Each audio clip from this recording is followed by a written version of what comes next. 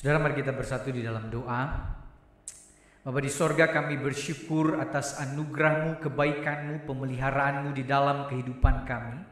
Sepanjang malam kami bisa beristirahat, kami bisa tidur, dan pagi ini kami merasakan kebaikan-Mu, kami bisa bangun menghirup udara segar pagi ini, nikmati cuaca yang indah hari ini, dan kami datang beribadah kepada-Mu. Dan hari ini kami mau mendengarkan kebenaran firman-Mu. Biarlah Roh Kudus menolong kami mengerti ketika kami membaca dan merenungkan firman-Mu, terlebih kami melakukannya dalam kehidupan kami. Siapkan hati kami ya Tuhan, jemaat-jemaat-Mu, baik yang mengikuti ibadah secara onsite di gedung gereja atau jemaat-jemaat yang sedang mengikuti secara streaming. Biarlah siapkan hati setiap jemaat-Mu untuk mendengarkan firman-Mu. Urapi hamba-Mu yang penuh kekurangan keterbatasan ini ya Tuhan, agar bisa menyampaikan isi hati-Mu kepada setiap umat-Mu. Di dalam nama Tuhan Yesus Kristus kami berdoa dan bersyukur. Amin. Jemaat dipersilahkan duduk.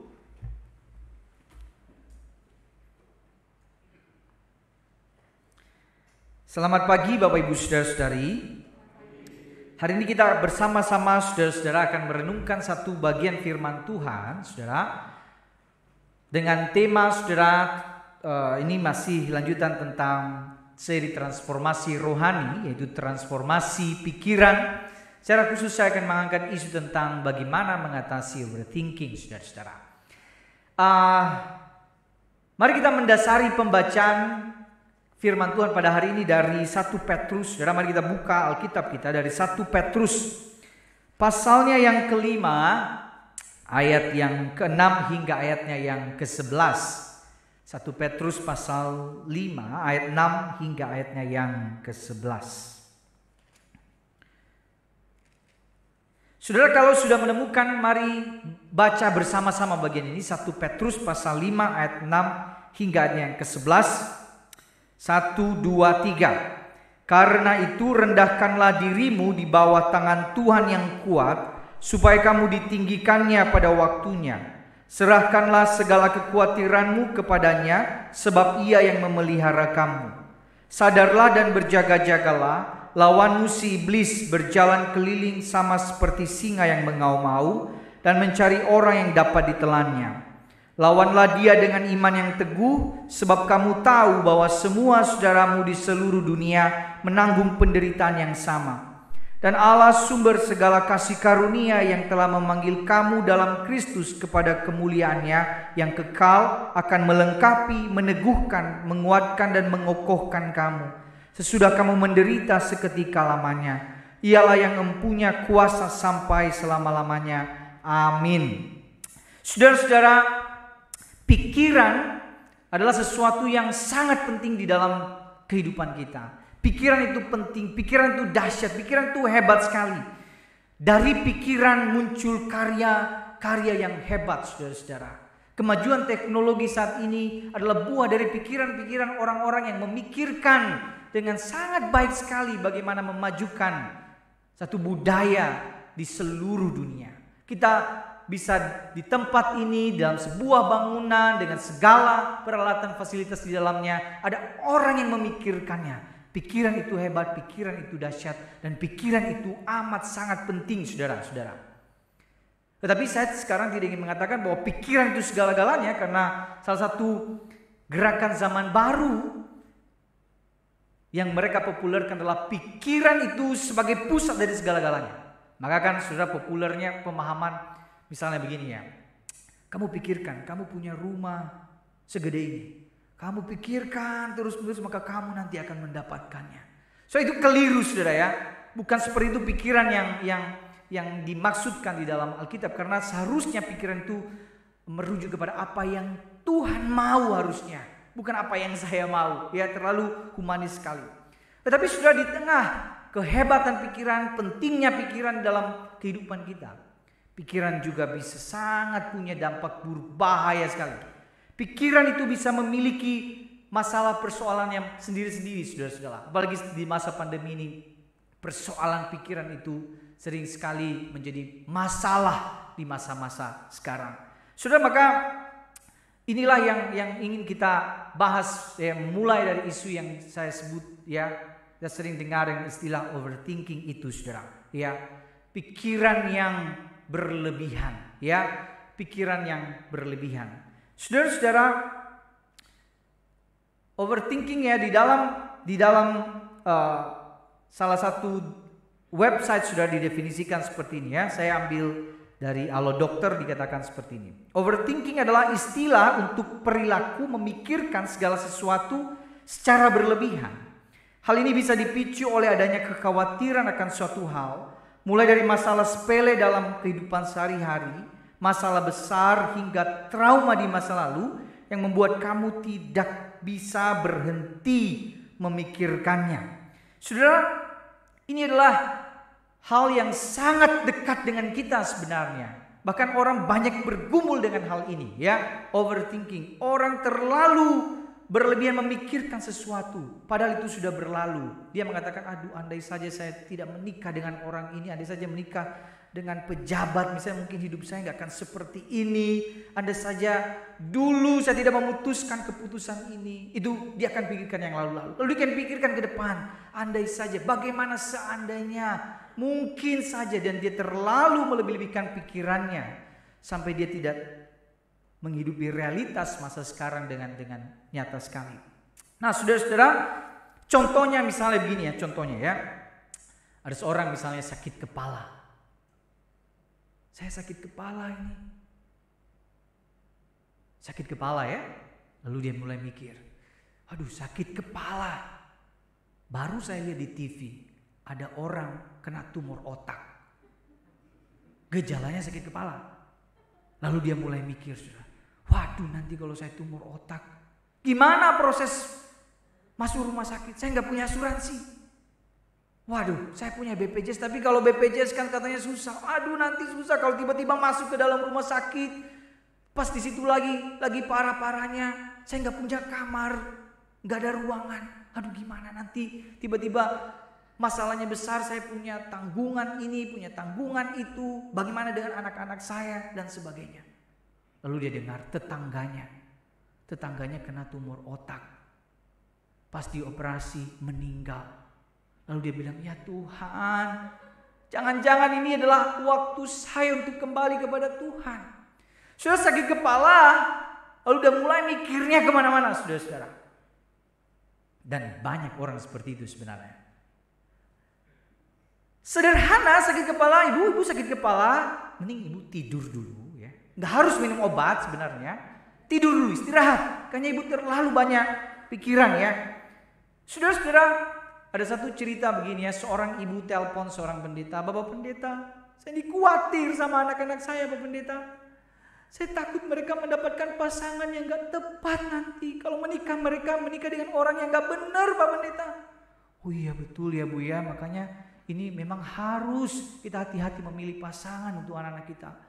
Lalu iya Bapak pendeta, ini berbahaya sekali, saya takut sekali, tolong saya Bapak pendeta, doakan saya. Lalu ditanya, Pak Pendeta, anak ibu sudah punya pacar? Belum Bapak. Dia udah mau punya pacar? Belum Bapak, belum mau punya pacar. Dia umur berapa? Dia masih di dalam perut saya Bapak Ibu. Itu nggak usah dipikirin ya. Nanti ada waktunya. Tetapi betapa kita suatu pikiran itu bisa kemana-mana, bukan? Kita kadang tidak realistis dengan kehidupan. Pikiran apa yang di depan, saudara-saudara ya. Saudara, saya tidak ingin menyederhanakan kasus istilah overthinking ini. Karena ini seringkali dihubungkan dengan persoalan kesehatan mental.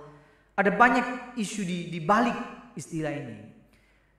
Dan saya juga tidak ingin mengatakan bahwa solusinya mari kita berdoa lalu semuanya selesai dan semua beres. Ada kasus-kasus tertentu Bapak Ibu Saudara yang mungkin memang butuh penanganan secara khusus. Dia mungkin butuh ke psikolog, ke psikiater. Ketika itu sudah menjadi parah ya, dia sudah melukai dirinya dan sebagainya. Tetapi saya tidak ingin terlalu banyak membahas itu karena itu bukan area saya tentunya. Tapi saya ingin mengajak kita melihat hal ini dalam perspektif teologi saudara-saudara. Di dalam Alkitab saudara, definisi yang lebih dekat dengan overthinking ini, kita lebih kenal dengan istilah khawatir sebenarnya. Khawatir, paling dekat istilahnya. Saudara, secara akar kata, khawatir itu di dalam bahasa aslinya artinya adalah pikiran yang terbagi sebenarnya. Ya, merimnau. Merimnau ini bahkan ada yang memberikan pengertian seperti ini. Pikiran yang saling berlawanan satu dengan yang lain. Jadi pikiran saya ke sini, tapi merimnau itu pikirannya ke tempat yang lain, ke arah yang lain. Jadi kekhawatiran itu erat sekali dengan pikiran kita. Maka saya ingin kita membahas soal ini dalam perspektif kekhawatiran. Ya, pikiran yang terbagi. Terbagi berapa? Ya, bisa banyak, bisa 1, 2, bisa banyak sekali. Tapi intinya adalah pikiran itu bercabang. Pikiran itu tidak bisa dikendalikan. Sudah, kalau pikiran gak bisa dikendalikan, lama-lama jiwa kita bisa rusak, saudara-saudara. Orang seperti ini, saudara, bagaimanapun dia punya harta yang banyak, punya pendidikan yang tinggi, punya jabatan yang baik. Tapi kalau pikirannya terbagi, tidak terpusat pada Allah, maka semua itu tidak cukup bagi dia. Ya, tidak cukup bagi dia karena dia memikirkan hal-hal yang di luar apa yang dikehendaki oleh Allah. Tidak karuan. Nah, saudara, kekhawatiran itu begitu mengerikannya, saudara, kalau terus-menerus kita pupuk. Saya tidak mengatakan kita tidak bisa khawatir. Perasaan khawatir itu kadang muncul seketika dalam hidup kita. Termasuk saya. Saya bukan orang yang dikuasai oleh kekhawatiran, tetapi kekhawatiran seringkali muncul secara sekilas, tiba-tiba datang dalam hidup saya, memikirkan masa depan, pelayanan, anak, dan sebagainya. Setiap kita bisa khawatir pada segala hal. Ya, tetapi saudara, yang dimaksud adalah kekhawatiran yang berlebihan. Kita intens pikirin itu terus-menerus. Ya, sampai kita nggak bisa tidur untuk memikirkan itu. Nah, saudara, seenggaknya ada 2 dampaknya dalam hidup kita sebenarnya. Paling dekat. Pertama, mengganggu kesehatan kita. Ya. Orang yang harusnya kita nggak sakit, ya, kita butuh waktu tidur begitu, tapi gara-gara hal itu kita menjadi tidak punya waktu istirahat yang baik, kualitas istirahat yang tidak baik, membuat fisik kita menjadi lemah dan sebagainya. Tapi yang kedua, saudara, kekhawatiran juga bisa, atau pikiran berlebihan itu bisa merusak relasi kita, saudara. Pernah gak sih saudara Anda ketemu dengan orang-orang tertentu, ya? Dia kan cerita begini, waduh, tadi di gereja ya, saya ketemu dengan si ibu itu. Tadi dia gak lihat saya. Wah, jangan-jangan dia benci sama saya. Lalu pikirannya udah mulai kemana-mana. Jangan-jangan ya, orang itu sedang merencanakan hal-hal yang jahat buat saya. Hei, mungkin dia lagi banyak masalah. Gak usah mikirin ke yang lain-lain. Tapi itulah orang yang seharusnya kita gak usah musuhi, tapi gara-gara pikiran kita musuhi. Dan itu begitu berbahaya ketika pikiran berlebihan itu kita pupuk terus-menerus dan kita biarkan dia bertumbuh subur di dalam otak kita, saudara-saudara. Nah, Bapak Ibu, saudara-saudari, bagaimana mengatasi overthinking ini? Maka ketika saya bicara tentang overthinking, saya akan mempersempit istilahnya, artinya pikiran atau kekhawatiran berlebihan itu. Gimana cara mengatasinya? Nah, saudara-saudara, yang pertama, saudara, ya, lakukan pemeriksaan, saudara. Ya, lakukan pemeriksaan. Sama seperti ketika kita sakit, kita datang ke dokter, enggak langsung kemudian kita dikasih obat, ya saudara. Apa yang dilakukan? Tahapnya observasi dulu. Ibu datang ke sini mau ngapain? Hah? Mau minum kopi? Bukan di sini, ibu, ya. Ada di sebelah, ya. Pasti ditanya, sakitnya apa? Sejak kapan ini? Lalu dicek darah kita, dilihat mata kita, coba buka matanya, coba ulurkan lidahnya dan sebagainya, ya. Dicek ini sebenarnya sakitnya apa, ya. Maka saudara, ketika berbicara tentang hal ini, kekhawatiran berlebihan, pikiran berlebihan, gimana cara kita mengatasinya? Maka lakukan pemeriksaan, ya, lakukan pemeriksaan.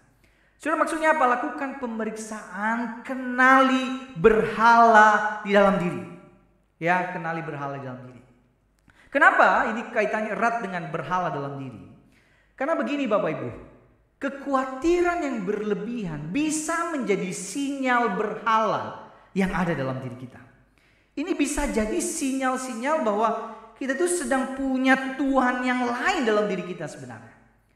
Mari kita lihat, baca bagian ini bersama-sama. 1, 2, 3. Karena itu rendahkanlah dirimu di bawah tangan Tuhan yang kuat, supaya kamu ditinggikannya pada waktunya. Serahkanlah segala kekhawatiranmu kepadanya, sebab Ia yang memelihara kamu.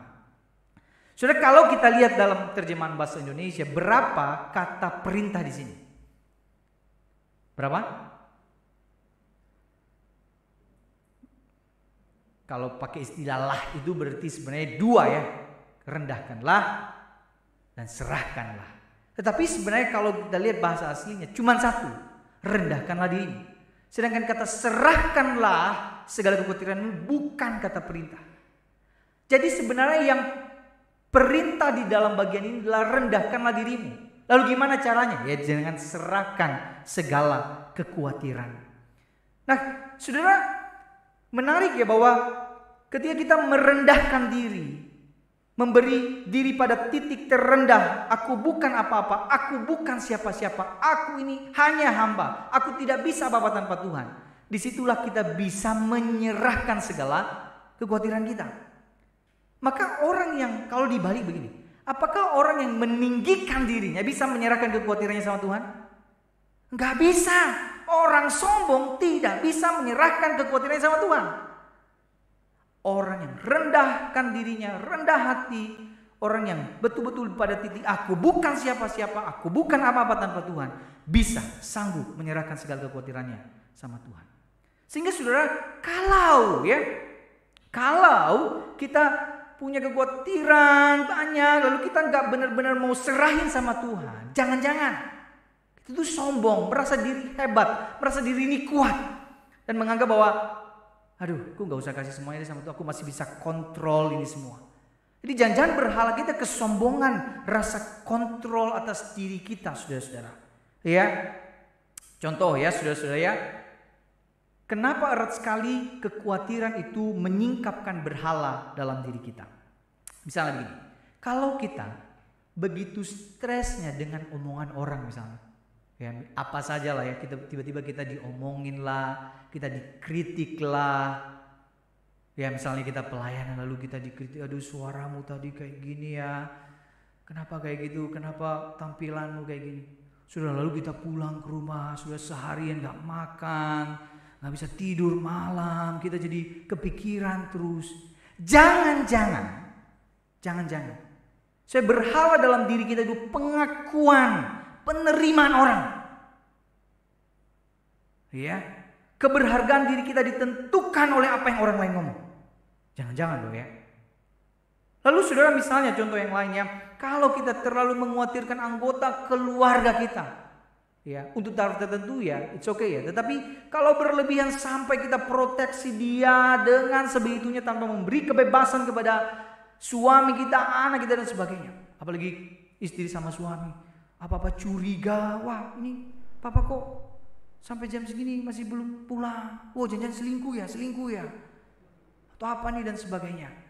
Lalu itu jangan-jangan kita sudah memberhalakan anggota keluarga kita. Nah ini makanya diperiksa. Contoh yang ketiga, jika rasa aman kita ditentukan oleh seberapa banyak deposito kita di bank, maka ketika depositonya turun, ini kayak gini, deposito turun, kekhawatiran kita menaik saudara, maka jangan-jangan uang telah menjadi berhala dalam diri kita. Maka ini waktunya sebenarnya ketika pikiran itu berlebihan, kekhawatiran itu banyak sekali, kayak lagu tadi, jiwaku terbuka untukmu Tuhan, selidiki hatiku. Apa sebenarnya berhala? Apakah ada Tuhan lain di dalam hatiku ini yang aku tuhankan? Apakah ada hal yang menggantikan posisi Tuhan sebagai pusat segala-galanya di dalam hidupku? Atau sudah diganti oleh hal-hal lain? Saudara, manusia itu rentan dengan kekhawatiran, rentan dengan pikiran yang berlebihan. Dalam hal kecil misalnya sudah orang di usia tertentu takut ya. Saya sering mendengar hal seperti khawatir kalau menjadi tua. Aduh saya takut nanti gak cantik lagi, gak ganteng lagi, kulit udah mulai mengeriput dan sebagainya. Ada kekhawatiran berlebihan atas hal itu. Apalagi kalau ada anak-anak muda masih sendiri. Waduh, nanti apa ya kata orang sama saya ya. Mereka kan banding-bandingkan saya dengan truk. Truk aja punya gandengan, masa kamu gagak begitu ya. Lalu akhirnya kita khawatirkan nanti jangan-jangan saya gak punya pasangan hidup dan sebagainya saudara-saudara. Tentu dalam taraf tertentu kita perlu pikirkan itu, tetapi apakah itu benar-benar yang Tuhan mau untuk terus-menerus kita pikirkan saudara-saudara. Maka ketika kekhawatiran, apapun yang menjadi kekhawatiran Bapak Ibu saudara-saudara, ini waktunya kemudian untuk lakukan pemeriksaan. Apa yang berhala dalam diri saya? Kenapa saya terlalu mengkhawatirkan hal ini?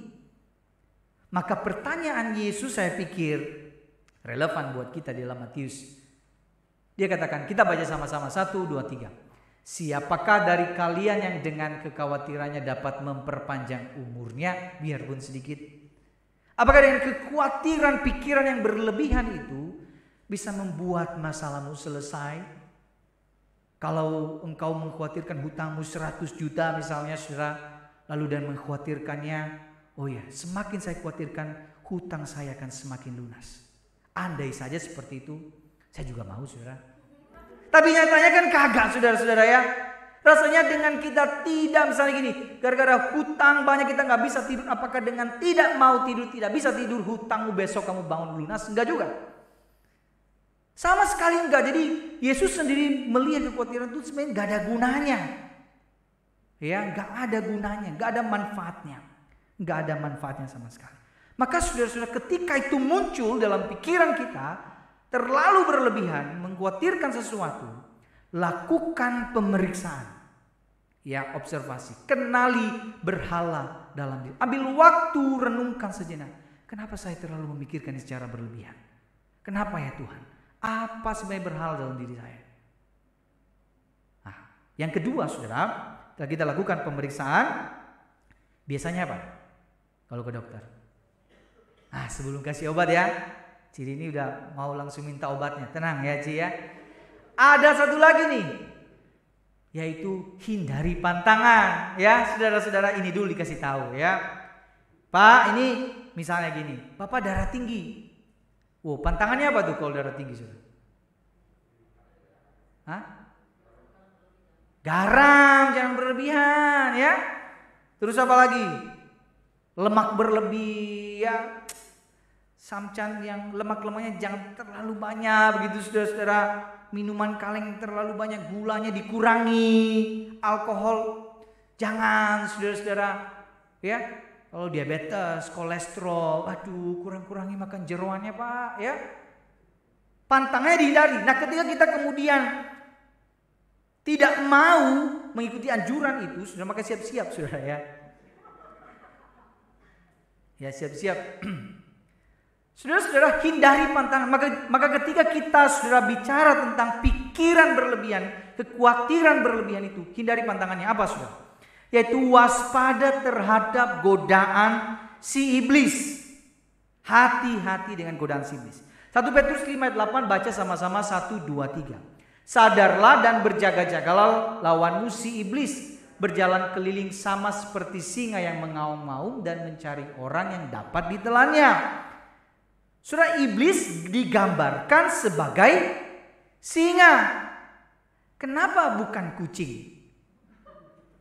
Kalau kucing kalimatnya beda. Si iblis ya seperti kucing yang mengeong-ngeong ya saudara ya. Tapi kenapa gambarannya singa saudara-saudara? Singa itu binatang buas. Mengintai kapan celah ada dia terkam mangsanya.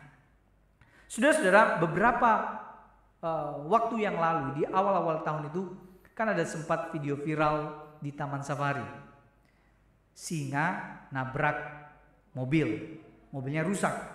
Terus gini saudara ya, saya ketahui sendiri lihat komentar netizen, ada yang bilang begini ya.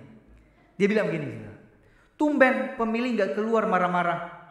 Biasanya tergores dikit aja pasti langsung keluar. Ini sampai penyok. Loh, salut banget sama pemilik mobil ini. Hebat ya. Terus ada yang jawab begini, bener tuh. pelaku dan korban harus dipertemukan biar jelas duduk perkaranya. Saudara-saudara, orang lagi mengalami musibah digituin ya saudara-saudara ya. Tetapi realitasnya bahwa saudara, itu kan sesuatu yang gak mungkin ya. Kita bukan, iya benar sih perkara di dunia jadi selesai ya. Kita tinggal udah langsung bertemu dengan Bapa di sorga kalau udah ketemu dengan singa ya.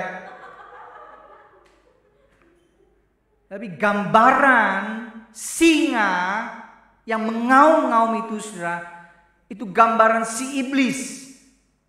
Dia ada di sekeliling kita, dia melihat kita, kapan kita lemah, kapan kita gelisah, putus asa, dia siap datang saudara-saudara. Dan jangan pernah mengatakan bahwa aku tidak bisa jatuh. Hati-hati. Itu kesombongan rohani saudara-saudara. Jangan pernah berpikir bahwa aku ini sudah pelayanan, aku sudah jadi hamba Tuhan, aku sudah jadi majelis, aku melakukan yang baik, aku tidak bisa jatuh. Sama sekali enggak saudara-saudara. Ingat si paling bijaksana Raja Salomo jatuh. Si paling kuat Simpson jatuh. Si paling dekat dengan Allah Daud jatuh. Siapalah kita? Maka ingat waspada dengan godaan si iblis, rayuan si iblis, bujukan si iblis. Hati-hati. Kita bisa jatuh di dalam pencobaan, di dalam dosa saudara.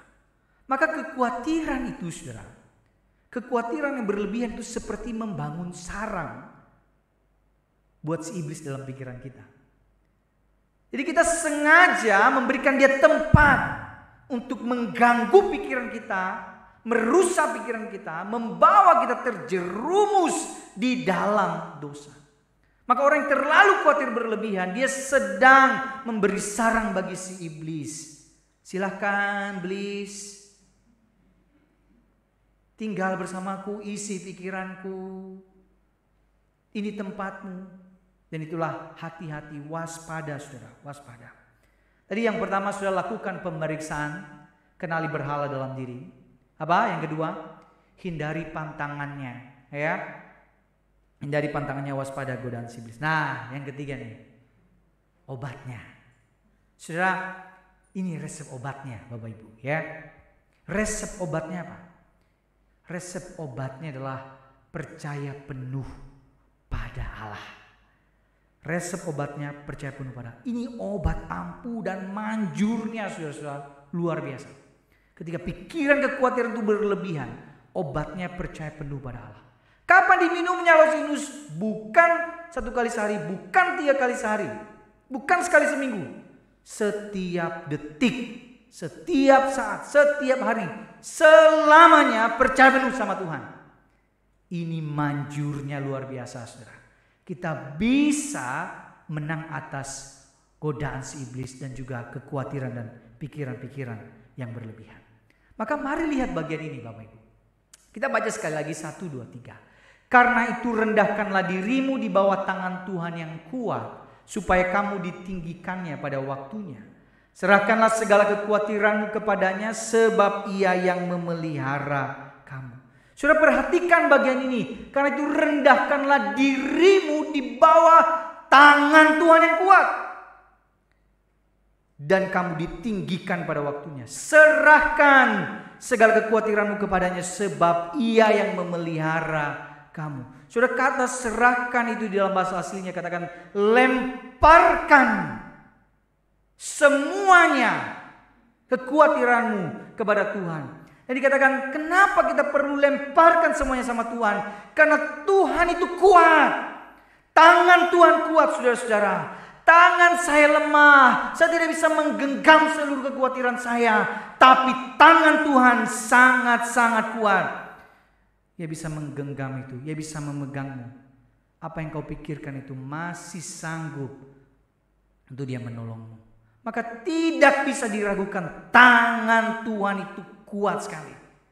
Ini menghibur sekali saudara.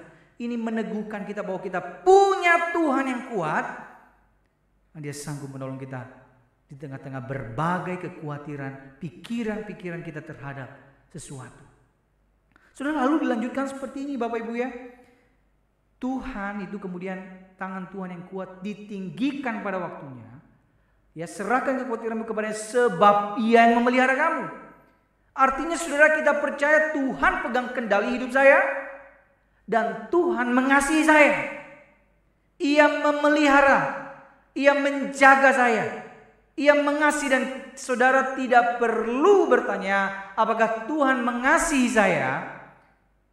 Karena bukti paling besar cinta Tuhan sama kita, saudara, ketika Ia datang ke dalam dunia, Ia mau mati bagi kita. Menjelang masa prapaskah ini, ingat Tuhan cinta saudara. Tuhan sayang kepada saudara. Tuhan sangat mengasihi saudara. Maka saudara-saudara, seharusnya kita pikirkan seperti ini. Ya, segala kekhawatiran berlebihan yang mengganggu pikiranku, kuserahkan pada Tuhan karena Tuhan yang memegang kendali hidupku. Ia mengasihiku dan merancang hal yang indah dalam hidupku. Mari baca sama-sama saudara ya. 1, 2, 3. Segala kekhawatiran yang berlebihan yang mengganggu pikiranku, kuserahkan pada Tuhan karena Tuhan yang memegang kendali hidupku. Ia mengasihiku dan merancang hal yang indah dalam hidupku. Saudara-saudara, tetapi yang paling penting tadi, rendahkan dirimu. Rendahkan dirimu di hadapan Tuhan. Jangan jadi sombong dan merasa bisa, sanggup engkau mengontrol hidupmu. Tidak. Kontrol itu dari Tuhan. Sehebat apapun kita, seberapa banyak uang, setinggi apapun jabatan kita, kontrol atas hidup kita itu Tuhan. Dan serahkan kontrol itu sama Tuhan. Tapi menarik dikatakan begini, rendahkan dirimu supaya ditinggikan pada waktunya. Ini cerita yang sering terjadi di dalam Alkitab. Pembalikan terjadi. Orang yang rendah, orang yang dianggap tidak ada apa-apanya, menjadi punya nilai besar sama Tuhan. Jadi saudara, segala hal yang mungkin saudara khawatirkan hari ini, takutkan, Tuhan, doaku belum dijawab, kapan ini terselesaikan, bagaimana nanti masa depanku, bagaimana anak-anakku, bagaimana dengan pekerjaanku ke depan. Tidak tahu, tetapi pada waktunya Tuhan, tidak ada yang terlewatkan di mata Tuhan. Dia tahu itu, bahkan dia mungkin sudah catat itu saudara-saudara. Pada waktunya nanti dia akan genapi pada waktunya Tuhan. Dipercaya saja pada jalan-jalannya Tuhan. Dan ini cerita pembalikan yang sering kali kita lihat di dalam Alkitab, bahwa ketika kita merendahkan diri, kita ditinggikan. Saudara, apa jadinya kalau Daud, orang kecil, orang yang tidak dianggap itu overthinking, saudara. Waduh, saya gak bisa ngalahin raksasa Goliat. Aduh, saya mundur aja deh. Apa jadinya? Dia tidak akan mendapat hak istimewa untuk dipakai oleh Tuhan. Tetapi ketika dia percaya penuh sama Tuhan, mempercayakan dirinya penuh pada Tuhan, Daud si kecil itu membunuh Goliat sang raksasa itu. Saudara, apa jadinya kalau Maria overthinking? Aduh, nanti gimana nih aku? Nanti dihujat masa hamil di luar nikah gimana? Yusuf overthinking. Dia mengatakan, aku gak mau terima wanita seperti ini. Tetapi ketika mereka menaruh kepercayaan penuh kepada Allah, Tuhan pakai mereka menggenapi kehendak Allah. Saudara-saudara, bahkan kita baca tadi 1 Petrus tadi, ditulis oleh rasul yang pernah mengecewakan Tuhan. Apa jadinya?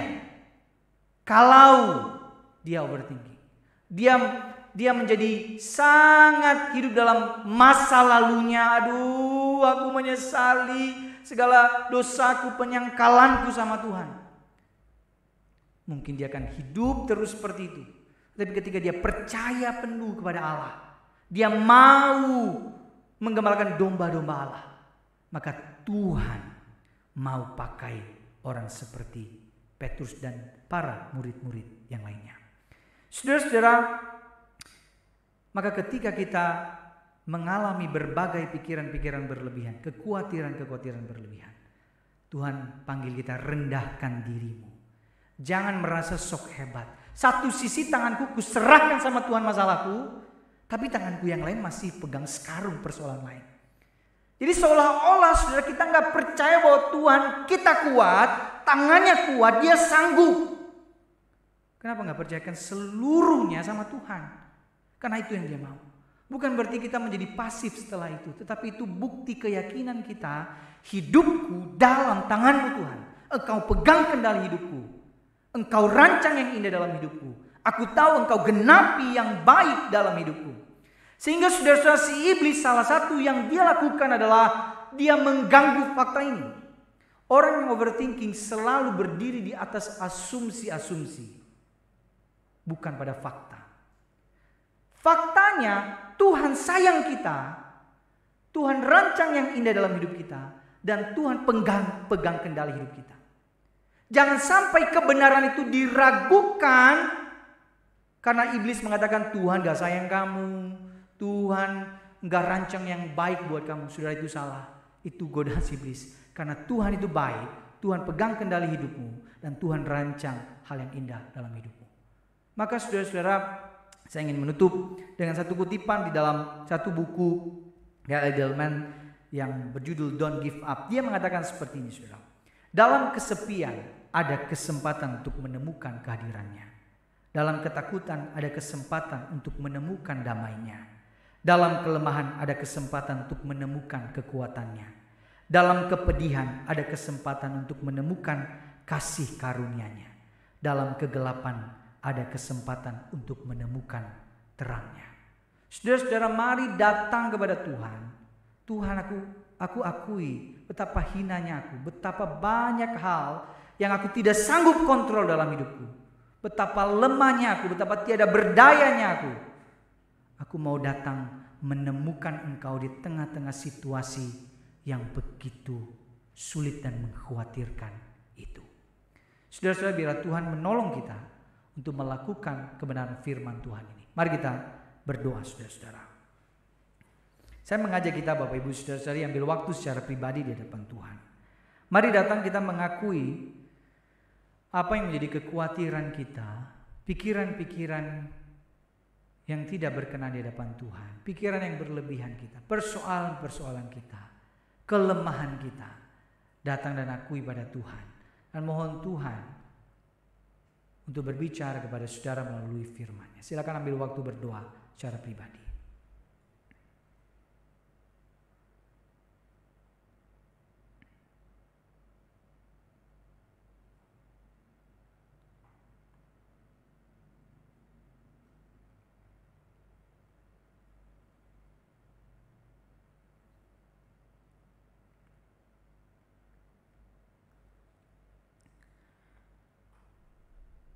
Bapa Surgawi, tak ada satupun yang tersembunyi di dalam penglihatan dan kemahatauan-Mu. Engkau tahu apa yang kami pikirkan hari ini, saat ini. Engkau tahu apa yang menjadi kekhawatiran kami, pikiran kami yang berlebihan, ya Tuhan. Kami mohon Tuhan menolong kami, menguatkan kami, menyertai kami, melewati berbagai situasi sulit, segala penderitaan yang kami alami.